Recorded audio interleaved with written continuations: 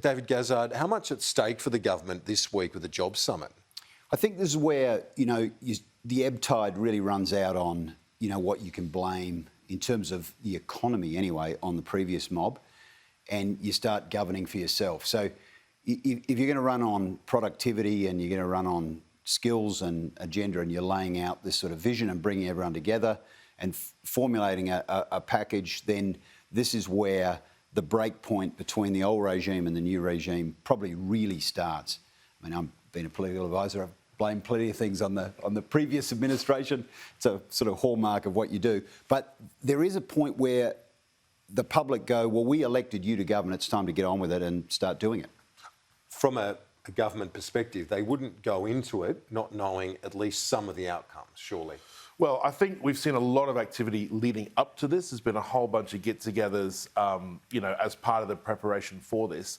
A big part of this is also sending signals, which is what the leader does and which is what the government of the day is supposed to do. And we've seen people start to respond, people like Sally McManus coming together with the small business group, coming together, already showing that they're going to try and find some common ground. That's a pretty good start already. I mean, words, not action, but you'd expect action to arise out of that. Some pretty good comments already and, supportive remarks from people like Jennifer Westacott. So I think the signs are there.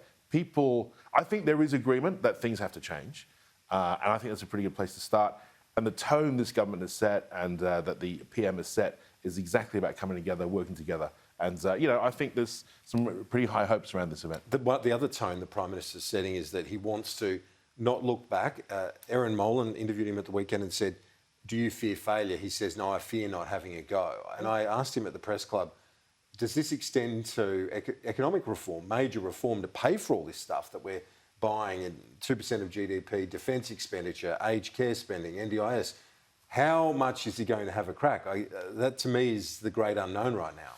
Well, I think you've got a pretty deep, you have a bunch of talent sitting right there alongside him. People, they've got big brains on them, Jim Chalmers, Chris Bowen, those guys all getting together, Katie Gallagher, who are a pretty formidable team.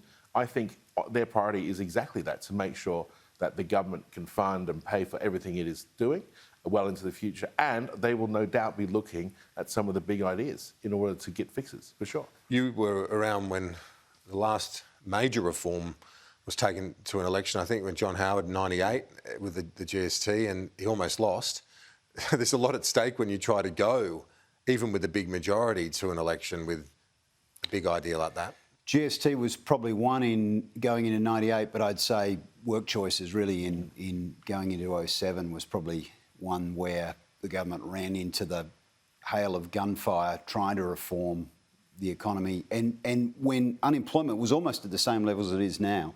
And this is my worry, and it's certainly something the Coalition is watching going into the Jobs and Skills Summit, that you've got systemic problems with inflation, productivity, and yet you've got a huge representation of the union movement that will start driving wage increases that won't necessarily be linked to productivity, right? So you've got inflationary pressures, you've got a high cost base in Australia anyway.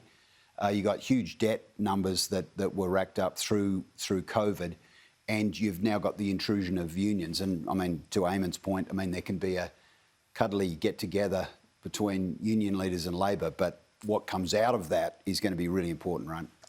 Indeed, and we'll be watching on Friday for that outcome. But when it comes to this idea of having a go, not to be just in there to hold the spot, this is the question, isn't it? How far will Albanese go in that effort? I think he has to, and it's good that he's saying that. And if you don't, I tell you, if you're tepid and you look to play safe, you get rejected. You got to have a crack, and you don't have long in the Australian cycle because it's only 3 years, right, to have a go. So you really have to get on with it and crack on with it. You can't afford to die wondering. When you've been in opposition for close to a decade, though, and many of these ministers now in you'd say, the prime of their careers, early 50s, around that, they really want to be making an impact, but you don't want to be thrown out after 3 years either. So it's this precarious line they walk. It is, but they're all very, very experienced. I mean, and some of them have come from long backgrounds as advisors as well. They've been around. They've been through cycle after cycle. I think these are not people who are used to holding back. I mean, I think they've got some great ideas. They've put those ideas out there. They've been elected, and I think we can start to see, just as they've done with climate change now, just as they're starting to do with jobs, I think we could see a few things in the offing. But I think it's a step-by-step process. They will methodically check off everything on the agenda as they work through it. And they've got the priorities, which we can all see now, which is let's get this job summit out of the way, let's get this budget in October, let's get that climate bill up and running, let's do something about integrity. Those are the key things that have to happen first. It's a super busy finish to the year, isn't it, with the job summit this week, and then, as Eamonn suggested, the first budget, the first Chalmers budget in October, only a month away. Just to the previous point, we're coming up on 4 months into a 36-month term, so you're coming up on 10% of the term already done. Yeah. So the time is now to get on with it. Indeed. David Gazzard, DPG Advisory, and former Liberal advisor Eamonn Fitzpatrick from Fitzpatrick Advisory. Gentlemen, great to see you both. Thanks. Thanks.